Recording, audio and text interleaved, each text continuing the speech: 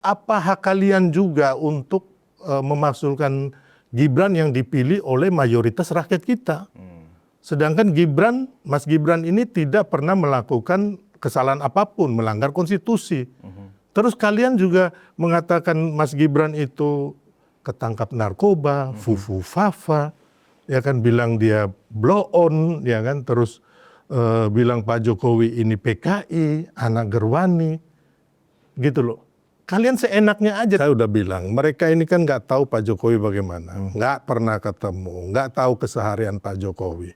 Ya. Jadi apa yang mereka katakan itu bohong besar gitu. Terhadap apa penjelasan Bung Norman dalam podcast yang sih, saya nggak mau diikuti oleh Bung menyalahkan Norman. media ya, tapi kalau menurut saya sih Norman keceplosan karena mungkin dia saking cintanya ke Pak Jokowi, Bang. Atau dia merasa dia yang paling dekat Pak Jokowi. Jadi yang dibawa Roy kemana-mana ini adalah bukti song digital gitu loh, Bang. Bukan bukti original atau otentik yang diteliti. Karena yang diteliti, yang benar itu hanya ada oleh Mabes Polri yang sekarang ijazah itu dipegang oleh Pak Jokowi yang diterbitkan oleh UGM.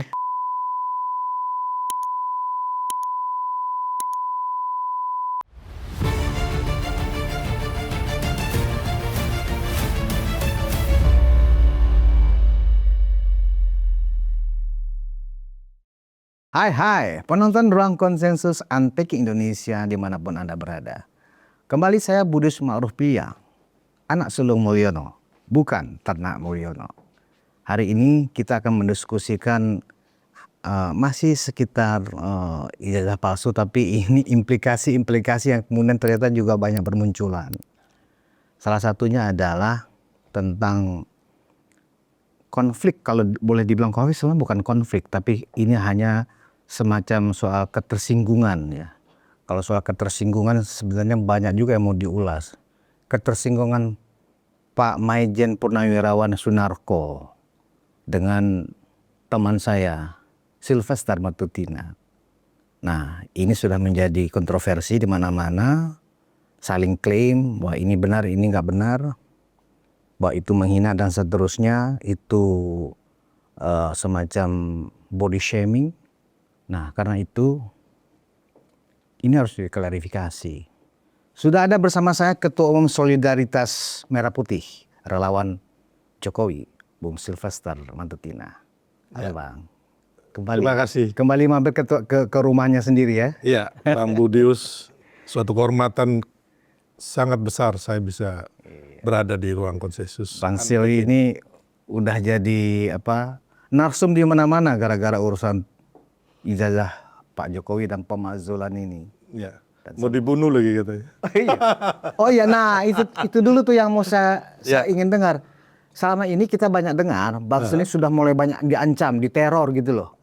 Oleh WA, penelpon gelap dan seterusnya. Gimana? Apa yang terjadi Bang Sil? Benar diancam dibunuh? Ya kalau di media ya, tapi kalau mereka langsung ke saya, ke handphone saya sih nggak ada. Ya. Oh nggak ada. Ya saya nggak tahu kenapa, dan intinya bahwa bagi saya untuk berjuang menegakkan keadilan, memberikan kebenaran buat Merah Putih, buat NKRI, saya nggak akan mundur, saya nggak akan takut, saya akan terus menegakkan keadilan dan kebenaran buat Merah Putih, buat NKRI. Jadi intinya bahwa saya kalau takut, saya mundur Bang. Apa jadinya bangsa kita? Jadi saya tetap akan di depan, akan bersuara sepanjang saya tidak melanggar konstitusi atau melakukan tindak pidana. Jadi batasannya melanggar hukum atau tidak itu aja. Iya. Tapi benar itu nggak mengganggu, nggak jadi was-was, jadi cemas. Enggak, saya tetap berjalan kemana-mana, nggak ada saya minta yang dikawal terus. Nggak ada. Jadi memang kan dari kecil saya sudah terbiasa hidup dengan banyak tantangan ya. Saya seorang yatim piatu, saya merantau ke tanah Jawa, ya saya akan mengambil risiko apapun untuk saat ini saya berjuang untuk bangsa saya. Ya, jadi saya nggak pernah takut dengan hal-hal demikian gitu loh. Ya. Ya, udah ribuan kali saya diancam, Bang. Udah ribuan kali, jadi udah kebal ya? Iyalah, ya kan, saya berani mewakafkan nyawa saya, hidup saya untuk bangsa saya, untuk NKRI, untuk para pemimpin yang baik seperti Pak Prabowo, Mas Gibran dan Pak Jokowi. Ya, jadi nggak ada kata mundur selangkah pun, gitu Bang. Karena untuk kasusnya Pak Narko ini dikesankan wah seorang Sylvester ini terlalu berani karena kan beliau adalah seorang Kopassus kan begitu. Loh, saya tidak menyinggung institusi apapun. Saya mencintai Kopassus, di situ banyak saudara saya, senior-senior saya, ya kan, TNI, Polri, dan hampir semua tahu kok saya mencintai TNI, Polri, Kopassus, Brimob, ya kan. Tidak pernah saya melecehkan mereka. Bahkan Presiden Prabowo yang mantan seorang Kopassus dan juga seorang TNI Bintang 4, saya sangat mencintai, gitu loh. Yang saya katakan kepada saudara Sunarko ini adalah peringatan. Karena apa? Dia yang duluan mau menghancurkan bangsa ini dengan cara-cara kotor. Yaitu dia pernah ditersangkakan makar, Bang. Ya kan, dia mendemo KPU, membatalkan Prabowo Gibran, dan situ juga mereka chaos, ya kan. Terus dia juga membawa senjata ilegal, ya kan. Habis itu Sunarko, Soeharto, bahkan juga ada yang lainnya itu memaki-maki Pak Jokowi, menuduh, memfitnah Mas Gibran, termasuk Pak Prabowo. Apakah saya harus diam? Bang, saya punya prinsip. Siapapun kita ini adalah pemilik NKRI. Kita yang berbeda-beda suku, agama, golongan, atau ras. Dan tidak boleh siapapun di Republik ini mengintimidasi kita, mengadu domba kita, atau membodoh-bodohi kita. Kenapa? Kita pemilik NKRI. Ya kan? Kalau kita disuruh tidak boleh bersuara, ya kan? Apa jadinya Republik ini? Gitu loh. Toh yang saya lakukan bukan memfitnah ataupun merendahkan seseorang, ya kan, secara pidana. Saya orang ngerti hukum, gitu loh. Apa yang saya salahkan, saya bilang karena dia mau revolusi, ya kan, terus dia mendudukin MPR, dan orang ini notabene kok sudah membawa senjata ilegal waktu itu, ya kan, udah ditangkap, udah ditahan, ya kan. Bagaimana mereka mau bikin chaos di Republik ini? Apakah kita harus diam?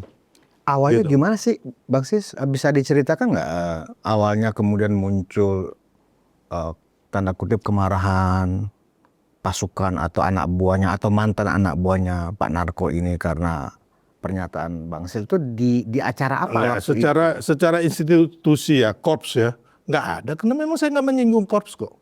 Kalau misalnya menyinggung kayak body Ya saya juga punya istilahnya saya juga punya masyarakat yang mendukung saya kok.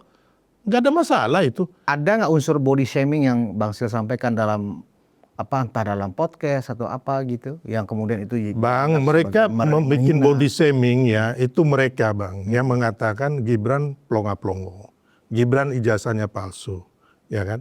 Pak Jokowi PKI, ya kan? Kemarin Pak Prabowo juga mereka kesal dengan Pak Prabowo, bahkan dulu kampanye-kampanye orang-orang ini kan yang mengatakan Pak Prabowo macam-macam juga. Gitu loh.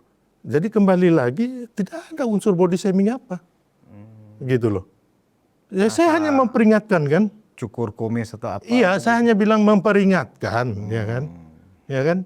Bisa jadi kalau orang yang lain yang ngomong, ada teman-teman yang ngomong, "Woy, abang sayang banget ya mau cukur kumis orang." Ya kan? Jadi makanya dari mana dulu dilihat, tapi intinya Bang, ya kan. Apa yang saya lakukan ini tidak ada unsur penghinaan ataupun unsur pidananya. Itu harus diketahui dulu, jangan asal bicara gitu loh. Ya kan? Dan yang kedua, yang saya peringatkan ini karena apa? Mereka udah mau menghancurkan bangsa saya, bangsa kita. Mengadu domba. Ya kan? Apa hak kalian juga untuk memakzulkan Gibran yang dipilih oleh mayoritas rakyat kita? Sedangkan Mas Gibran ini tidak pernah melakukan kesalahan apapun, melanggar konstitusi. Terus kalian juga mengatakan Mas Gibran itu ketangkap narkoba, fufu-fafa, ya kan, bilang dia blow on, ya kan, terus bilang Pak Jokowi ini PKI, anak gerwani, gitu loh. kalian seenaknya aja bisa memaki-maki orang, terus kita hanya memperingatkan bahwa kita nggak takut dan mencukur kumis kalian, terus kalian seolah-olah mau habis itu kalian marah, nggak fair banget. Bahkan kalau soal menghina Wapres Gibran ya, dalam salah satu video yang tersebar di WhatsApp grup, saya pernah dengar Pak Narko tuh pernah bilang bahkan Gibran tuh lebih rendah dari monyet kan gitu loh. Nah itu kan, Iya kan? kalau itu kan mereka itu udah masuk dianggap unsur sebagai pidana. penghinaan, sebenarnya Pak Narko yang sebenarnya mendahului ya, suka menghina, memfitnah, merendahkan itu ya toh. Iya, itu udah masuk unsur pidana, penghinaan kepada orang. Saya unsur pidana penghinaannya di mana? Gitu loh. Coba cerna baik-baik ya. Jangan juga kita plesetkan seolah-olah saya menghina Korps. Enggak dong. Saya cinta sama Kopassus. Jadi nggak ada kaitannya dengan Iya Korps kan? ya. Teman-teman Kopassus saya banyak, saudara saya juga banyak, senior-senior juga banyak di TNI Polri. Ya kan? Mereka ada sesuatu juga, aku juga bantu kok. Gitu loh Bang. Ya, anggaplah misalnya gini loh Bang Sis, anggaplah dia merasa ya, Pak Narkonya merasa itu misalnya menghina atau merendahkan misalnya nih. Ya lapor ke polisi betul. Saya mau ngomong itu. dong. Kenapa nggak lapor Gimana polisi sih? aja? Kenapa dengan cara-cara misalnya menyuruh orang ya melakukan semacam intimidasi, ancaman yang itu udah tersebar luas tuh di banyak Bang, waktu media COVID sosial. itu saya juga membantu Bang, ya kan, keluarga TNI Polri, ya kan, waktu COVID loh, Iya, iya. ya kan, semua orang lagi nggak berdaya juga, ya kan, saya turun tangan gitu loh. Jadi intinya apa? Jangan mau dibentur-benturin, nggak bisa. Saya anak sah merah putih, pemilik sah NKRI. Sama kita semua kedudukannya, ya. Jadi nggak akan Bang yang begitu-begitu bikin saya kabur, lari, minta maaf, enggak lah. Kecuali mau berdamai, ayo. Kalau Gitu mau loh. berdamai mau ya ketemu. Mau ya. berdamai tapi dengan catatan ya kalian juga ya kan yang jadi benar dong, ya kan. Jangan menghina menuduh Pak Jokowi, Pak Prabowo, Mas Gibran, ya kan. Nggak perlu juga masalah saya kalian hina-hina, bagi saya sih nggak jadi masalah. Nah, kemarin Bang Sil nonton nggak itu ya podcastnya Edi Mulyadi ya dengan Pak Sri Rajasa yang katanya mantan spy, mantan intelijen. Ya.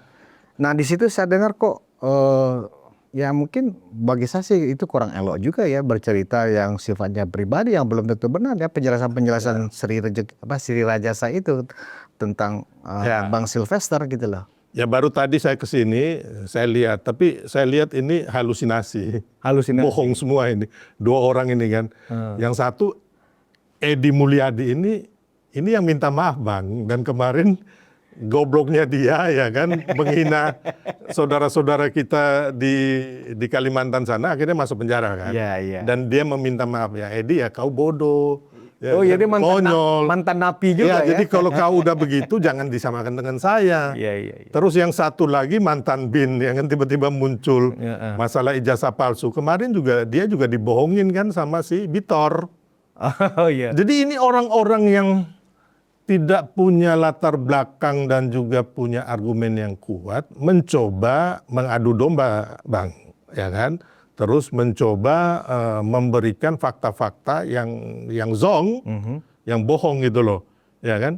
Yang saya bilang mantan intelijen kayak apa itu. Mereka sekarang ini kan si Bitor udah minta maaf ke Pak Artinya Iman. informasi bahwa ijazah Pak Jokowi dicetak di Pasar Pramuka, Bitor sudah minta maaf. Artinya dia meralat Iya omongan kan, sekarang itu. kan kalau memang Anda intelijen yang bisa dipercaya di Republik ini, Anda biasanya intelijen itu nggak pernah muncul, Bang. Setahu saya, Apalagi ngaku-ngaku ya. itu teman-teman saya semua itu di Korps Intelijen itu. Ya kan, baik yang dari atas yang tingkatan paling tinggi dari bawah itu kami sering bercengkrama. Yang namanya intelijen benar, saya sepakat. Ya. Yang namanya intel, ya apalagi intelijen negara, nggak pernah ngaku-ngaku. Iya, intelijen. Kecuali ya kepala BIN ya. Dulu Ya. saya akrab dengan Jenderal Sutioso, ya kan. Dan saya bantu waktu beliau akan menjadi kepala BIN, Bang. Saya bantu beliau, saya yang supaya Pak Sutioso diterima oleh kalangan aktivis, ormas, terus oleh kalangan masyarakat. Saya bikin acara di rumah Pak Sutioso di Cibubur, ya kan, terus buka bersama, ya kan, itu saya Bang, gitu loh. Terus di acara di Kemang, di Menteng, ada di Cafe Madem Ching, terus saya juga bersama teman-teman ke Car Free Day, Iya. mensosialisasikan Pak Sutioso agar mulus menjadi kepala BIN. Bahkan saya ikut mengantar ke dengar pendapat dengan DPR, Bang. Gitu loh. Jadi saya tahulah, ya kan, intelijen ini nggak mungkin dia bicara yang apalagi yang ngawur, ya kan. Seorang intelijen bisa ditipu oleh seorang Bitor, terus kita mau percaya, ya kan? Atau seorang Edi Mulyadi yang benar-benar kemarin akhirnya ya dengan seolah-olah mau nangis minta maaf kepada masyarakat Kalimantan karena kebodohannya dia, Bang. Kan di penjara dia itu. Sekarang merasa paling hebat, paling Nah, pinter. itulah ya. makanya ini kan yang kadang-kadang mereka ini yang dipercaya oleh sebagian kecil masyarakat kita yang dibodohin gitu loh, nggak ngerti jalan ceritanya. Iya, oke. Memang karena satu kolam, ya. Mereka kan kolam teman-teman yang kalah nih ya. Iya, Kayaknya memang di zaman sekarang, Bang Sil, kita juga harus mengerti ya. Kebenaran itu ditentukan oleh, kita sekelompok. iya. Kalau udah kita sekelompok, even kita menyampaikan sebuah kabar bohong pun, dia nggak benar itu oleh orang yang sekolam dengan kita. Nah, setahu saya Roy Suryo ya termasuk juga yang ikut diberikan semacam analisa oleh Sri Rajasa ini tentang bahwa dia punya bukti bahwa memang Pak Iman ya pindah toko ke dalam, padahal itu nggak benar semua. dan itu pengakuan Roy Suryo loh. Iya. Ya kan, ini data valid, nggak mungkin meleset karena ini data dari ex intelijen. Jadi gini kan Bang, begitu. kadang-kadang ya saya lihat Sri Rajasa ini kan dia tidak mengerti Paiman siapa, ya kan, Bitor siapa, termasuk Roy Suryo, termasuk Pak Jokowi ini siapa. Tapi analisa mereka ya kan melebihi diri Paiman sendiri, Pak Jokowi sendiri atau Bitor sendiri. Mereka lebih pintar dari orang-orang, lebih mengetahui lah. Makanya kadang-kadang Pak Prabowo bilang ya kan bahwa ketika Pak Prabowo bicara dengan Pak Jokowi ya kan mereka bisa tahu isi pembicaraannya. Jadi mereka lebih Pak Prabowo dari Pak Prabowo sendiri. Nah, ini kan menurut saya apa ya Bang ya? Kalau mau dibilang garbage lah, sampah lah Bang. Yang memang kalau saya akan melawan hoax, melawan adu domba ini Bang. Sampai kapanpun sepanjang usia saya. Oke. Gitu loh.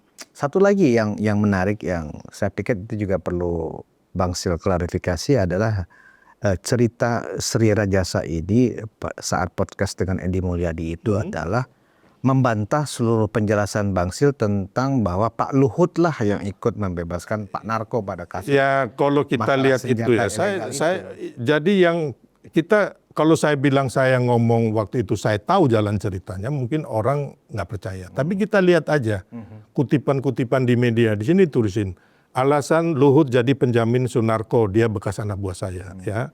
Terus Itu di media ya? ini ada semua nih, ada semua di sini. Iya. Jadi intinya ya kita lihat ini ada di Kumparan, Bang. Besar-besar kok ditulis ini ya. Alasan Luhut jadi penjamin Sunarko, dia bekas anak buah saya. Berarti penjelasan dan penegasan Sri Rajasa kemarin di podcastnya Edi Mulyadi bahwa nggak ada sama sekali keterlibatan Pak Luhut dalam pembebasan Pak Narko itu, berarti itu salah ya? Ya salah lah Bang, karena apa? Dia kan saya nggak tahu waktu itu di mana. Kalau kami ini kan tim sukses waktu itu, mulai dari 2014, 2019 sampai 2024. Saya yang mengetahui semua. Waktu mereka bikin huru-hara di Monas dan sebagainya, kami ada di situ. Gitu loh. Ya kan ketika percakapan petinggi-petinggi ini mengenai situasi yang terjadi, kami ada di situ. Iya. Gitu loh. Nah, jadi apa yang sekarang muncul intelijenan ini ya kembali lagi masyarakat kita mau mempercayai yang mana gitu loh. Ya kan, dikatakan kayak Pak Luhut iri hati sama Pak Sunarko, menurut saya sih jauh ya. Pak Luhut ini sekarang Ketua Dewan Ekonomi Nasional, sudah termasuk mencapai puncak Jenderal Bintang 4, ya kan. Beliau juga nggak ada nyuruh-nyuruh saya, enggak lah. Ngapain saya disuruh siapapun, nggak ada. Saya nggak pernah disuruh oleh siapapun di Republik ini. Saya bergerak atas nama sebagai anak-anak merah putih pemilik sah NKRI. Dan moto saya dan seluruh solidaritas merah putih, yaitu tadi Bang, kita harus melawan ya kan orang-orang yang mau mengadu domba, mengintimidasi dan juga memberikan kebohongan buat bangsa kita. Karena kita nggak mau NKRI ini hancur lebur oleh orang-orang para pecundang-pecundang ini, orang-orang yang ODGJ ini Bang, ya kan. Lo jangan sampai bilang saya nggak berani lagi ngomong kayak gini. Bang, hidup ini Bang sekali berbuatlah yang baik. Ya kan? Mati juga satu kali, gitu loh. Jadi intinya bahwa yang saya takut itu ya hanya Tuhan. Jadi kalau umpama yang lain-lain ini kamu ancam-ancam ya ancam-ancam. Kalau mau lakukan pun saya siap, gitu loh. Nggak ada urusan gitu loh. Sepanjang saya di pihak yang benar, ya. Kalau saya salah, saya minta maaf, gitu loh. Saya juga jadi lucu juga ya kalau diingat-ingat Edi Mulyadi begitu gagahnya menjadi hostnya dalam diskusi mereka itu, ya kan. Ya, dia lupa bahwa dia lupa YouTube dia minta maaf ke masyarakat Kalimantan dengan menunduk-nunduk begini. Baru keluar dari penjara kau ini pecundang ini, ya kan? Kau banci kaleng baru kau ngomong saya. Beda saya sama kau, ya kan? Beda Bang, jauh Bang. Saya ini merantau yatim piatu, merantau dari kampung saya sana itu ke Jakarta ini udah dengan segala macam risiko gitu loh Bang. Ya, saya merantau istilah kata SMA ke Jawa ini Bang, naik kapal laut. Jadi apapun resiko saya harus ambil. Nah, gitu loh. Yang menarik juga, kalau nggak salah itu pernyataan Bang Sil di sini deh, bahwa jumlah mereka itu kan hanya 300 orang. Iya. Lebih kurang hanya 1 TPS. Iya. Terus kata Sri Rajasa, jangan salah, 300 orang ini bisa loh nanti akan merubah semuanya nanti yang ada di Republik ini 300 orang ini, begitu katanya. Itu manusia baru bangun tidur mimpi. Ngigo kalau. Ngigo, Bang. Saya begini. Atau hanya klaim-klaim sepihak aja barangkali ya. Ya, saya juga punya kita juga punya anggota juga tersebar hampir di seluruh Indonesia dan luar negeri, tapi nggak usah lah kita bawa-bawa itu. Mau ngapain? Ya kan? Intinya bahwa yang penting sekarang ini ya kan, jangan sampai kalian mau menghancurkan Republik ini. Kita akan di depan Bang. Itu Bang. Nah, karena tujuan dari video itu adalah propaganda ya. Ya. Karena dari seluruh isinya saya anggap itu hanya propaganda. Nggak ada yang benar. Seluruh konten yang dipandu oleh Edi Mulyadi itu hanya untuk menyenangkan pendukungnya mereka. Ya kan? Nah, salah satu kesimpulan yang mereka ambil pada saat diskusi di podcast mereka itu adalah bahwa Pak Jokowi saat ini sudah terpojok, sudah di pinggir jurang. Tinggal dijorokin jatuh itu katanya. Nah, tanggapan Bang Sil, apakah benar itu hanya sekedar untuk menyenangkan kaumnya aja, kelompoknya aja, ya, sehingga seolah-olah benar Pak Jokowi sedang terpojok, buktinya nggak pernah muncul lagi, sedang tiarap dan seterusnya. Komentar Bang Silvester.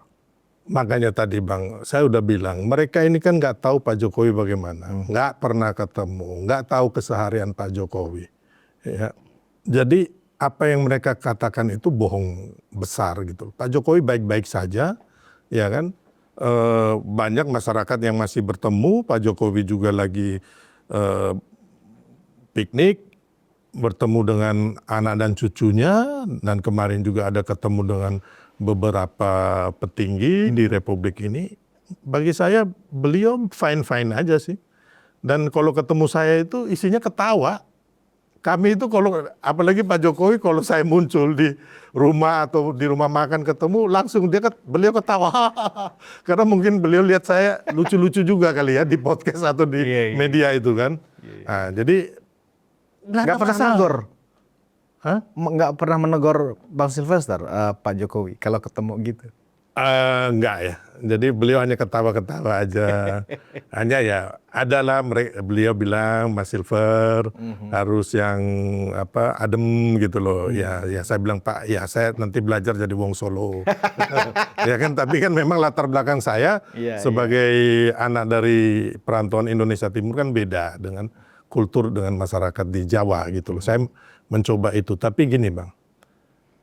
Ketika saya nggak keras Bang, mereka ini kan kayak si Rijik dan orang-orang ini, bagaimana mereka memaki-maki, membawa pedang, mau membunuh rakyat kita, memaki-maki orang yang beragama beda, suku berbeda, pemimpin kita, masa kita diam?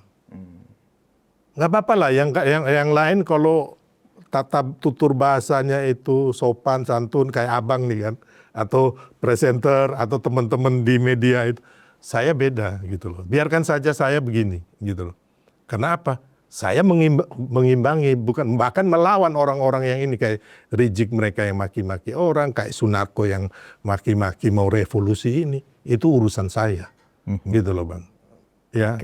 Itu spesialisasinya saya gitu. Jadi kalau kembali lagi mereka suruh bilang mau mau ancam, mau bunuh saya, woi kamu bukan Tuhan gitu loh. Saya nggak ada stik-tik pun Bang. Saya sampai kabur atau apa tidak. Enggak.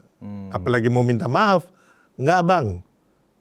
Ya. Apalagi Bang Sil ini kan kecuali saya salah. Jadi paham ya bahwa yang dilakukan itu nggak ada satupun delik yang dilanggar gitu ya. Iya, makanya saya bilang tadi, teman-teman bahkan bilang, weh abang nih sayang benar sama Sunarko ya, mau cukur kumis. Bahkan sebenarnya tentang Pak Narko ini sudah banyak diparodikan loh oleh teman-teman YouTuber. Ya dengan memasang kumis tebal, ya kan itu kan parodi tentang Pak Narko gitu. Ya, jadi mereka pasti sasaran tembaknya Bang, ya kan? Kan banyak orang yang mengatakan begitu segala macam ya kan. Melakukan hal yang sama bahkan lebih dari saya. Iya, tapi sasaran tembaknya memang saya, karena kan saya ya boleh dikatakan saya udah ngomong ya kan. Yang lain nggak usah lah, masyarakat ini tenang-tenang aja. Yang lawan mereka itu saya sendiri. Jadi karena apa? Mereka udah mewakafkan dirinya nih. Oh iya, karena kalau umpama saya sampai mundur, minta maaf, ampun ya Bang, ya kan? Otomatis semangat kaum nasionalis, kaum merah putih yang ingin NKRI ini utuh, ya kan, Indonesia ini berdiri tegak akan hancur Bang. Tapi sebaliknya, mereka tuh justru dengan penuh semangat, ya, dengan mata melotot gitu ya. Mereka lah yang paling Indonesia, mereka lah yang Bang paling itu hanya di nasionalis. media aja Bang, hanya bikin film doang, udahlah Bang, hanya bikin film. Jadi menurut Bang Sil dari apa yang mereka kerjakan sebenarnya justru tidak seperti itu ya. Mereka berniat Loh Bang, sekarang merubah Indonesia barangkali sesuai selera mereka. makanya aku bilang kan ke beberapa juga yang kayak saya lupa sama siapa waktu itu. Saya bilang sama para purnawirawan, saya bilang Bapak di media Pak Samsu Jalal. Ya, ya. Saya bilang ketika terjadi revolusi, kita bunuh-bunuhan sesama anak bangsa. Bapak mau tanggung jawab? Dia diam. Setelah itu besoknya ketemu lagi saya di live TV, beliau bilang ya sambil meluk saya, adik benar ya, mari kita sama-sama jaga NKRI. Dia ngomong kayak gitu. Jadi itu hanya emosi sesaat barangkali ya? Iya, kan mereka ini kan Bang, vitaminnya kan hoax Bang. Ya kan, makanya stres kan orang-orang ini kan. Vitaminnya itu kan tiap hari kan narasi-narasi bohong ya kan mengenai pemaksulan, ijazah palsu. Contoh ijazah pemaksulan Bang. Saya sudah berdebat dengan Ferry Amsari. Ya kan? Dan Ferry Amsari mengakui bahwa isu pemaksulan itu, surat pemaksulan itu bukti-buktinya lemah. Ini Ferry Amsari sendiri dan dia sepakat dengan saya. Ya. Terus itu langsung mengatakannya ke ada sekarang di video YouTube-nya tuh ada, ya kan. Terus yang kedua, Bivitri. Ya kan, Bivitri ketika saya bilang Bivitri 4 alasan mereka pemaksulan Pak Mas Gibran ini, ya mulai dari kepatutan, ya kan, terus isu Fufu Fafa, ya kan, terus sampai korupsinya Pak Jokowi. Ini kan nggak ada semua. Terus Bivitri bilang apa? Iya, harusnya dicari alasan baru. Berarti kan nggak ada, Bang. Jadi apa yang saya bicarakan selama ini kan benar. secara hukum dan konstitusi saya mau bertanding dengan siapapun pengacara atau penggiat hukum tata negara yang hebat-hebat. Ayo kita bicara. Ya kan? Kamu mau 100 orang, saya sendiri saya siap meladeni itu. Karena apa? Saya mengetahui benar-benar ini hukum tata negara, konstitusi kita dengan baik gitu loh. Ya kan? Dan memang nggak ada dan sudah diakui kan oleh mereka. Nah, sekarang teman-teman yang di timnya pemaksulan dan ijazah palsu, mereka juga ngomong ke saya, Bang, tim pengacara ya. Iya. Itu kan teman-teman saya nggak usah sebut nama, ya kan? Yang tiap hari muncul di TV juga, terus sama mereka. Ini nggak ada semua. Kalau saya sih hanya mau cari naik popularitas aja. Saya Dia mengakui iya itu? dong. Seorang pengacara top Seorang ya? pengacara. Gitu loh. Jadi sampai saya kan bilang kan mereka ya kan, mereka bersama Refli Harun, Said Didu, terus mungkin Abraham sama juga deh. Pergi ke KPK yang saya bilang tadi Bang. Saya ulang-ulang terus nih, nggak apa-apa nih. Biar masyarakat tahu. Oh iya, saya tahu ceritanya. Nah, mereka ke KPK ya kan, saya tanya, terus ngapain mau laporkan korupsinya keluarga Jokowi? Terus kalian bawa bukti apa? Nggak ada. Terus kami hanya daftar di sana KPK, habis itu balik ada wartawan ya kan, doorstop Seolah-olah mereka sudah menyampaikan, memberikan barang bukti ke Dumas ya kan, di KPK. di kan KPK. gitu. Habis Padahal itu nggak ada. Nggak ada. Habis itu mereka pulang ngopi-ngopi Bang. Jadi inilah saya udah bilang Banyak tadi, sandiwara ya mereka itu ya? iya, banyak penipuan, kebohongan, adu domba yang dilakukan ini. Jadi harusnya ya memang saya bilang tadi Bang, ya kan pendukung 0103 ini banyak juga sekarang yang udah sadar Bang. Gara-gara kita yang ngomong-ngomong ini Bang, udah mulai sadar banyak Bang. Makanya kemarin mereka nggak percaya ijazah Pak Jokowi palsu kan, menurut survei kan 66,9% kan. Nah, jadi dari 58% ini ternak Mulyono dan ternak Gemo ini udah bertambah Bang. Gara-gara kita ini Bang. Iya. Ya kan? Oke. Menarik. Mencerdaskan, mencerahkan, memberikan kebenaran. Jadi dari segala informasi kemarin yang disajikan oleh Edi Mulyadi dan Sri Rajasa, menurut Bang Silvester itu semuanya klaim sepihak dan tidak ada kebenarannya. Faktanya Bang, Edi Rajasa itu intelijen itu. Sri Bang. Rajasa. Sri Rajasa itu. Sama Bitor aja dibohongin kok. Padahal Intel berpengalaman puluhan tahun gitu Woi, saya rasa dia bukan hanya Intel Indonesia, mungkin dia itu CIA, KGB, terus Mossad. Ada juga di dia itu Bang, ya kan. So pinter banget, terus ternyata konyol kan. Terus satu lagi Edi Mulyadi ini yang minta maaf ke masyarakat Kalimantan, habis itu masuk penjara 7 bulan. Jadi orang kayak begini ngomongin saya percuma gitu loh, ya kan, percuma, ya kan. Jadi yang mereka bangun narasinya nggak kuat Bang, bukti-buktinya nggak kuat, ya kan. Jadi kembali lagi Bang, semua ini kan saya kembali lagi, saya menegaskan isu pemaksulan, isu ijazah palsu itu telur bulat angsa itu Bang, nol. Telur burung unta, kosong ini. Nggak ada isinya semuanya gitu loh. Nah, sebelum kita bergeser ke tema lain atau isu lain Bang Sil, sekali lagi saya minta konfirmasi. Hingga hari ini yang namanya ancaman intimidasi yang sifatnya akan membunuh lah dan segala macam itu sampai sini tidak ada ya? Ke handphone saya nggak ada, padahal handphone saya sih banyak ya. Terus ke saudara-saudara saya, teman-teman saya sih nggak ada. Bahkan dukungan dari segala macam masyarakat itu banyak sekali, ya kan. Bahkan senior-senior semua mendukung, nggak ada masalah. Oke, berarti yang selama ini beredar yang saya juga lihat ya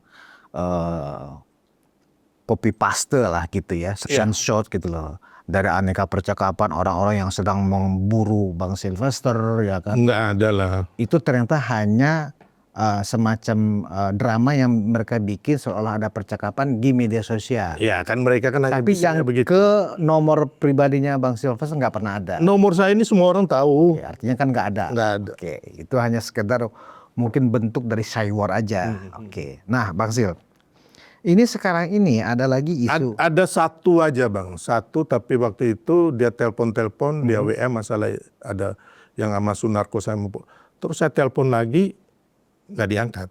Nah, satu aja Bang. Tapi belum ada nggak nomor itu mengeluarkan ancaman? Pakai nomor luar negeri, Bang. Oh, bukan plus 62 ya? Enggak dong, mana berani. Takut juga dilacak. Iyalah. Tapi mengeluarkan ancaman enggak?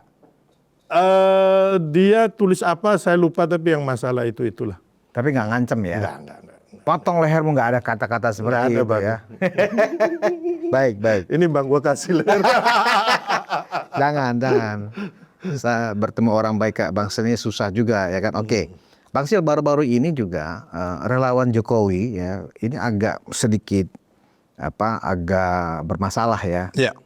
Karena ada unsur dari salah seorang teman ya, yang konon katanya mengatakan begini, bahwa Pak Jokowi enjoy kok dengan ramenya berita soal ijazah palsu ini, dan itu terkonfirmasi oleh kawan relawan kita ini. Siapa namanya? Ya, beliau juga narasumber saya di sini, Pak Kanjeng Norman gitu. Nah, saya hanya ingin klarifikasi ya kan, apakah itu benar gitu loh? Karena begini, kalau memang ada pernyataan seperti itu, kok rasanya memojokkan Pak Jokowi lagi gitu loh. Padahal itu kan relawannya Pak Jokowi. Itu gimana? Apakah benar ada anggota relawan yang terkonfirmasi itu memang sedang dipersoalkan oleh teman-teman relawan Jokowi, atau seperti apa? Sepengetahuan saya sih ya, selama saya berkumpul sama teman-teman dengan Pak Jokowi atau Pak Jokowi sendiri sih tidak ada. Tapi intinya kalau Pak Jokowi Enggak, pernyataan itu menurut Bang Sil benar nggak sih? saya rasa enggak ya. Tapi kalau Pak Jokowi intinya enggak stres, hanya menikmati ya kan mungkin iya. Tapi kalau ada yang Pak Jokowi nyuruh itu enggak lah, Bang. Membentuk tim khusus? Oh enggak ada ya. Jadi intinya kenapa? Karena yang meminta Pak Jokowi melaporkan itu kan saya satu orang. Ya ini terkonfirmasi jelas ini. Ya kan, karena waktu itu kenapa saya minta gara-gara Bang Budius juga, ya kan.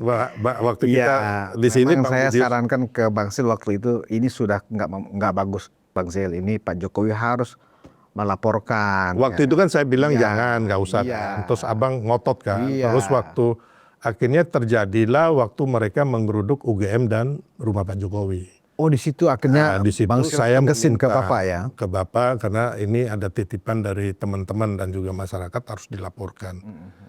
Nah, jadi nggak ada sih, kalau setahu saya kalau umpama ada tim berarti saya dipanggil, Bang. Paling nggak saya menjadi ketua tim lah ataupun salah satu yang ini, ya kan. Salah satu di dalam tim itulah. Tapi kalau saudara Norman ini saya lihat mungkin dia baru bangun tidur ya. Jadi kadang-kadang dia mimpi apa gitu, dia ngomong. Karena saya pikir kalau memang ada tim seperti itu, padahal kami di Unpacking Indonesia khususnya di ruang konsensus Pasti ini kan diikut sertakan ya. selalu melakukan kontranarasi Iya. gitu loh. Iya. Terhadap isu-isu yang tidak benar dan tidak bisa dipertanggungjawabkan tentang masalah ijazah palsu ini. Iya. Nah, kalau memang ada tim itu, kapan juga kita capek-capek di sini melakukan kontranarasi, kan begitu logikanya. Nah, sejauh ini apakah saya nggak tahu apakah di relawannya ada koordinatornya atau seterusnya. Apakah itu sudah dipanggil yang bersangkutan, kemudian ditanyakan apa sebenarnya yang disampaikan dan seterusnya, apa itu sudah dilakukan oleh teman-teman relawan? Enggak. Jadi kalau yang mungkin dibentuk tim itu tim hukum ya, Bang ya. Tapi itu kan memang tim hukum lama Pak Jokowi dari dulu ya kan, ada Yakub Hasibuan dan kawan-kawan ya kan. Itu memang benar, itu dibentuk tim hukum. Tapi kalau untuk mengelola isu-isu ini sih enggak ya. Karena kalau ini tidak segera dirapihkan, dalam arti ditertibkan ya, informasi dari Bro Norman ini saya pikir akan dimanfaatkan oleh mereka ya. Oh, dapat mainan baru nih, dapat istilahnya dapat gizi baru nih, dapat gorengan baru nih. Oh, ternyata Pak Jokowi itu sengaja memang memelihara isu ijazah palsu ini untuk menaikkan pamor, untuk memelihara pamor beliau gitu loh. Itu kan nggak benar itu. Enggak. Jadi saya yakin enggak. Jadi Bro Norman juga semenjak dulu sih jarang ya, maksudnya untuk operasi-operasi di lapangan juga dia enggak ya. Dia paling ada acara dia muncul ya gitu kan, foto-foto sama Pak Jokowi, foto-foto sama teman, itu sih sebatas itu. Jadi menurut saya sih sangat nggak mungkin ya kan apabila kayak saya gini nggak dilibatkan kalau ada operasi itu, Bang. Ya kan logikanya kan begitu. Yang saya yang notabene mungkin hampir seluruh Indonesia tahu hubungan saya sama Pak Jokowi dan kawan-kawan atau siapapun lah. Saya biar bagaimana kan saya wakil ketua tim kampanye nasional Prabowo Gibran. Terus saya juga relawan Jokowi yang terbesar mungkin Solidaritas Merah Putih ya yang punya anggota seluruh Indonesia dan luar negeri. Jadi sangat nggak masuk akal kalau saya nggak dilibatkan gitu loh. Makanya, Kalau betul ada tim yang memelihara isu ini tetap hangat di masyarakat, nggak ada itu ya? Nggak ada. Iya. Karena begini, atau mungkin dugaannya Bang Sylvester ini gorengan media atau pelintiran media terhadap penjelasan Bung Norman dalam podcast Enggak yang sih, saya diikuti nggak mau oleh Bung menyalahkan Norman. media ya. Tapi kalau menurut saya sih Norman keceplosan karena mungkin dia saking cintanya ke Pak Jokowi, Bang. Atau dia merasa dia yang paling dekat Pak Jokowi.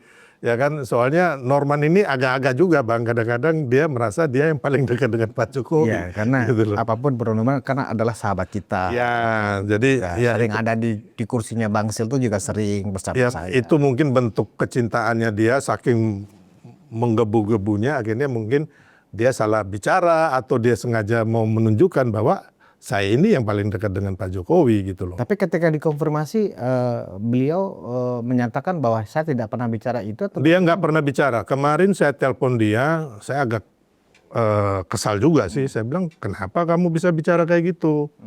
Dia bilang, oh enggak Adinda, saya nggak bicara gitu. Saya bilang, oh ya udah kalau gitu.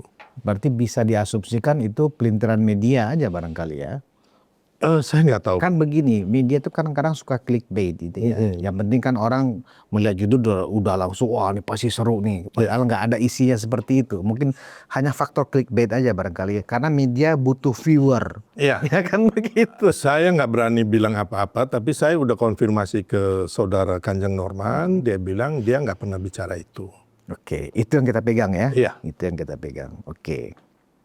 Karena Roy Suryo pun sempat mengatakan bahwa bahwa ternyata dinikmati toh sama Pak Jokowi gitu loh. Jadi kalau dinikmati Pak Jokowi ini setahu saya, termasuk saya, Bang, saya tuh menikmati kayak ancaman-ancaman itu, keadaan lagi susah, kadang saya nikmati. Kenapa? Saya tahu tipikal Pak Jokowi itu, beliau ada orang yang selalu bersyukur dan berbahagia, Bang. Itu sama seperti prinsip hidup saya juga. Jadi ketika diserang juga kalau kita lihat ya, selama ini kan saya nggak boleh mengatakan juga bahwa Pak Jokowi menikmati. Saya juga nggak tahu juga ya, tapi intinya beliau itu santai, Bang, menghadapi ini semua ini. Dan beliau selalu keluar jadi pemenang dari segala macam huru-hara ini. Nggak tahu, Tuhan itu selalu memberikan anugerah untuk Pak Jokowi. Gitu, Bang. Ya, Jadi, karena sejak makin ramainya masalah tuduhan ijazah palsu ini, kan Bang Sil juga dengar waktu itu. Saya ruang konsensus gini, yang Bang. sudah dijanjikan. kalau kita melihat ya, saya ngomong lagi, kalau kita tarik ke belakang sejak 2014, ya kan, waktu Pak Jokowi nyalon presiden pertama, itu kan sudah ada juga kebohongan-kebohongan, ya kan, yang ditimpakan fitnahan ke Pak Jokowi mulai obor rakyat, ya kan, terus isu-isu anak PKI, anak orang Tionghoa dan sebagainya.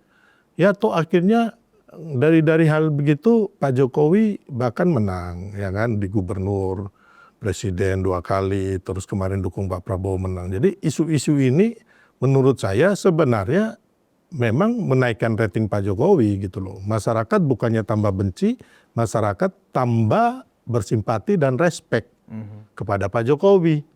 Begitupun ke Mas Gibran, begitupun dengan Pak Prabowo yang kemarin dihina-hina juga. Kecuali bagi orang-orang yang memang hatinya sudah kebencian. Oh iya, dan itu kan nggak menunjukkan mayoritas bangsa kita, Bang. Segelintir orang yang memang pecundang, ya agak-agak ODGJ juga bang, ODGJ abang. Jangan takut bicara kita. Ya orang gila ya orang gila aja kan.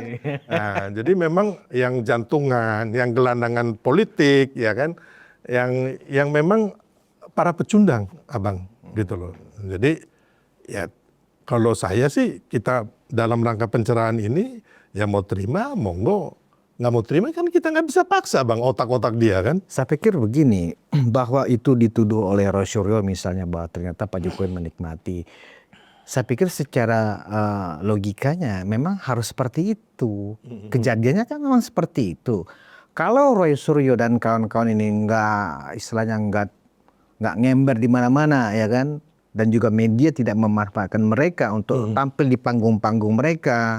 Bikin statement-statement yang menyudutkan, ya kan nggak akan juga rame ini isu ini gitu loh. Iya kan gitu. Dan pihak dari relawan Jokowi kenapa juga harus memanfaatkan media itu kan karena untuk membalansi informasi Pak Jokowi dan kita semua dari 2014 ini kan hanya mengcounter. Ya. Yang membuat pabrik kebohongan, narasi sesat ini kan dari pihak mereka. Betul.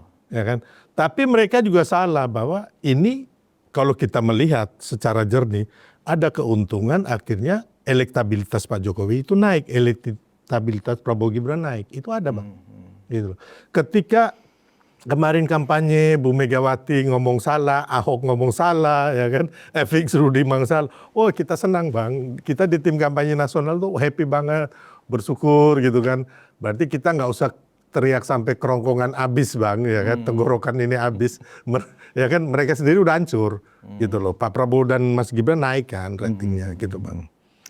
Oke, berarti memang dari sudut media, ya, ketika terjadi pro kontra terhadap sebuah isu yang kontroversial, ya, saya pikir menjadi sangat wajar itu menjadi perhatian publik gitu loh. Apalagi kalau itu diamplifikasi secara sengaja. Menjadi agenda setting banyak media, ya kan. Roy Suryo ini kan sempat sampai hari ini saya pikir ya masih menjadi narsum pilihan bagi media. Kenapa? Karena dianggap mendatangkan rating, mendatangkan viewer yang banyak karena dia selalu bicara dengan penuh sadar, memojokkan dan menyebarkan kebencian terhadap Pak Jokowi, ya kan, dan itu memuaskan kaum 24% dan kaum 16%. Jadi kan intinya kan Roy ini menurut saya sih aktor yang pandai berbohong ya. Jadi makanya kayak kemarin habis keluar dari gelar perkara khusus, dia mengatakan ijazah Pak Jokowi 99,9% palsu.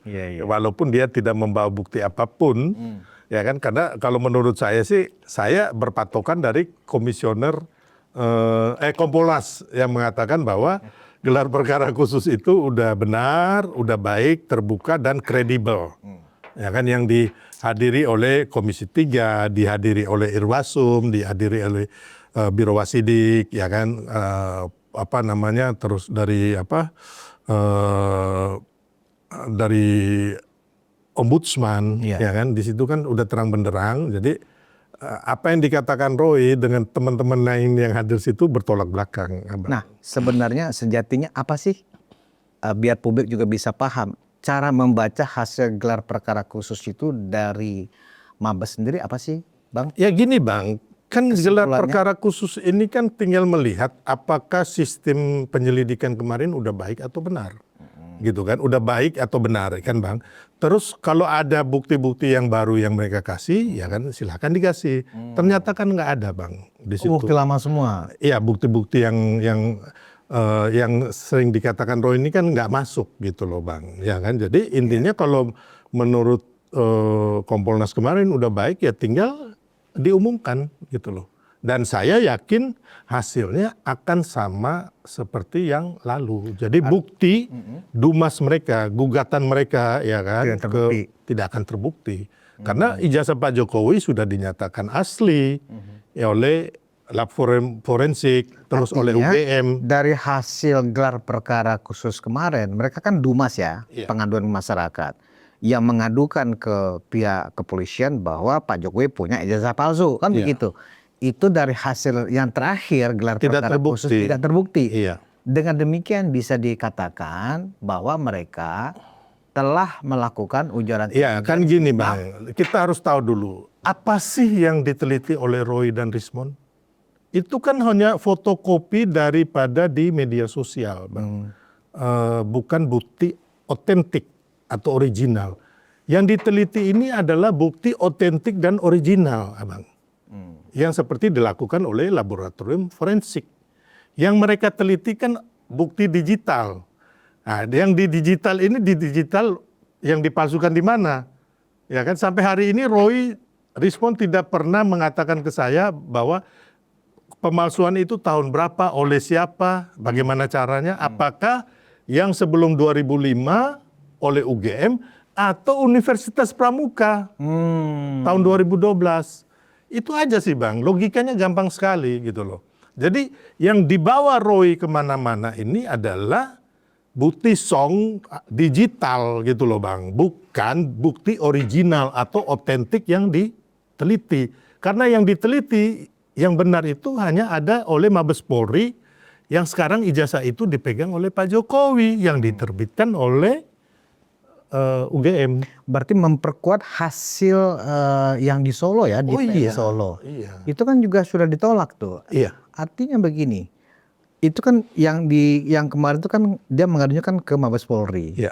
Sementara Pak Jokowi melaporkan ya karena pencemaran nama baik ke Polda Metro Jaya. Iya. Nah, dengan penolakan ini, dengan hasil sidang di PN Solo juga, artinya sudah sah apa yang sedang diproses oleh penyidik di Polda Metro Jaya, ya kan? Terbuktilah udah. Artinya ini barang bukti sudah lebih dari 2, ya kan? 2 alat bukti kan saya yakin udah puluhan barangkali. Oh, ya udah kan? puluhan saksi dan sebentar lagi alat buktinya banyak. Menurut Bang Sil, ini akan masuk ke dari lidik ke sidik. Enggak, kalau menurut saya akan dihentikan. Udah Yang di PMJ. Di PMJ iya. Iya, saya bicara PMJ. PMJ pasti akan naik sidik. Kalau di Barreskrim kan sudah selesai, ya kan? Kasus dihentikan, ya kan? Kan sudah ada penghentian kasus. Jadi intinya sih kita ya teman-teman kan saya bilang tadi Bang, kemarin saya sama youtuber itu ke Polda. Enggak, kita kumpul, mereka bilang untuk pemaksulan kita akan bawa ambulan, ya kan Bang. Mereka mau dudukin gedung DPR MPR, kita bawa ambulan, oksigen Bang, ya kan. Jangan sampai para purnawirawan ini sakit kayak apa ya kan, jantungan ya kan. Terus kalau yang Roy mereka, kita juga bawa panci Bang, ya kan, bawa piring untuk ke Polda Metro Jaya. Itu menurut teman-teman YouTuber nih ya kan. Nanti ada itu Bang, podcast mereka itu ada di situ Bang. Jadi kita udah nggak usah mikir-mikir yang rumit. Secara penyelesaian kasus ini dengan terbuktinya bahwa mereka kan klaimnya begini selama ini, Roy Suryo, pokoknya 5 skandal, Roy Suryo, Rismond, Diva, bahwa Pak Jokowi 1000% ijazahnya palsu, bla bla bla. Ya mana ijazahnya palsunya? Ya, kan? Kamu udah ada. Apakah segera kasus yang di PMJ itu sudah harus masuk ke tahap penyidikan mestinya? Masuk, baik yang laporan Pak Jokowi ataupun laporan dari teman-teman relawan dan teman-teman pengacara.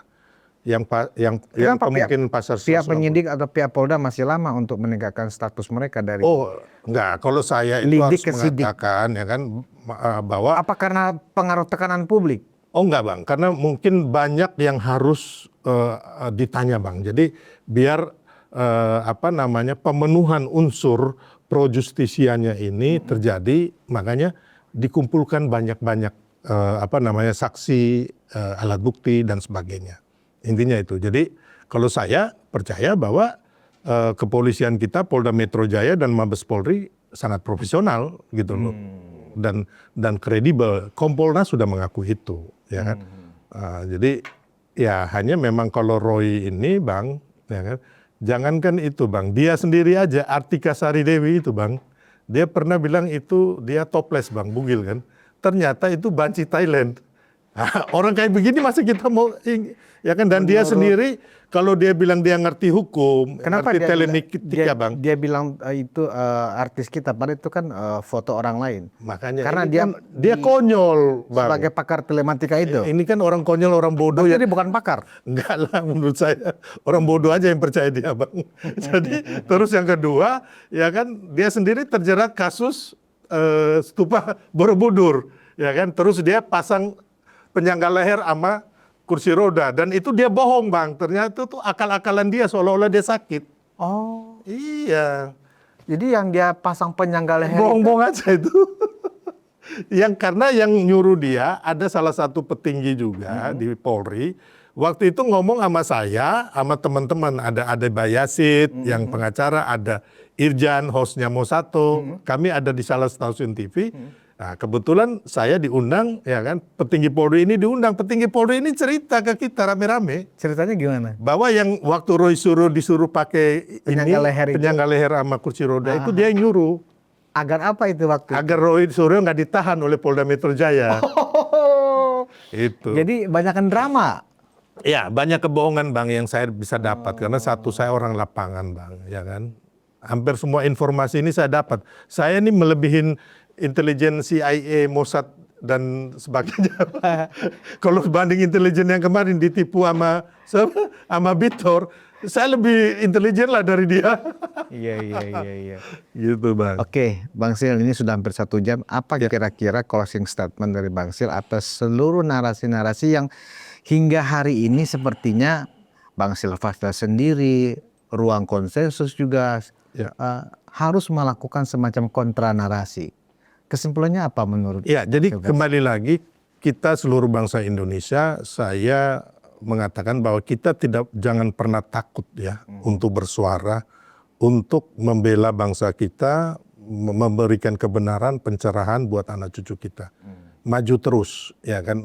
Apapun rintangan di kita ini, jangan sampai kita ini mundur, gitu loh, Bang. Tetap kita harus bersuara, melakukan dengan baik, dengan benar. Yang penting tidak menghina orang, menghasut orang, pidana, ya kan, yang akhirnya dan mengadu domba bangsa kita, gitu loh. Intinya itu. Baik, itu aja. Ya. Oke. Dan kepada pendukung Prabowo Gibran, Pak Jokowi tetap solid, ya kan. Kita santai aja. Jadi saya bilang tadi, ya kan, kalau kita mau mereka nanti di kerangkeng di Polda Metro Jaya dengan tikus-tikus ataupun di MPR itu, ya kan, mereka mau geruduk MPR, ya kita makan-makan aja, happy-happy aja, nggak usah takut lah. Terima kasih Bung Silvester Matutina, Ketua Umum Relawan Solidaritas Merah Putih. Ya, terima kasih. Penonton Ruang Konsensus Anti Indonesia. Satu hal yang paling penting yang ingin saya klarifikasi dari obrolan dengan Bung Silvester adalah ternyata yang beredar selama ini di sosial media bahwa kawan saya ini sudah diancam oleh orang-orangnya Pak Narko, akan dilakukan tindakan kekerasan dan seterusnya, pembunuhan dan seterusnya, karena mungkin hanya berbeda narasi. Terkonfirmasi itu tidak benar, ya. Tidak ada, Pak Narko tidak akan melakukan hal-hal yang melawan hukum seperti itu. Artinya apa? Memang ada upaya-upaya memang dari pihak-pihak tertentu untuk mencoba membenturkan antara tim atau kubunya Bang Silvester dengan kubunya Pak Sunarko. Nggak ada ancaman-ancaman seperti itu. Terbukti dari beberapa nomor handphone yang menjadi milik pribadi Bung Silvester tidak ada informasi atau ancaman itu, ya, yang disampaikan atau diteror, nggak ada. Jadi dengan penjelasan Bung Silvester ini, kita kemudian jangan mudah terpengaruh oleh hasutan-hasutan yang membangun atau memframing seolah-olah Bang Silvester ini sekarang sedang ketakutan karena dikejar oleh orang-orang Pak Narko. Nah, apa pelajaran yang kita petik?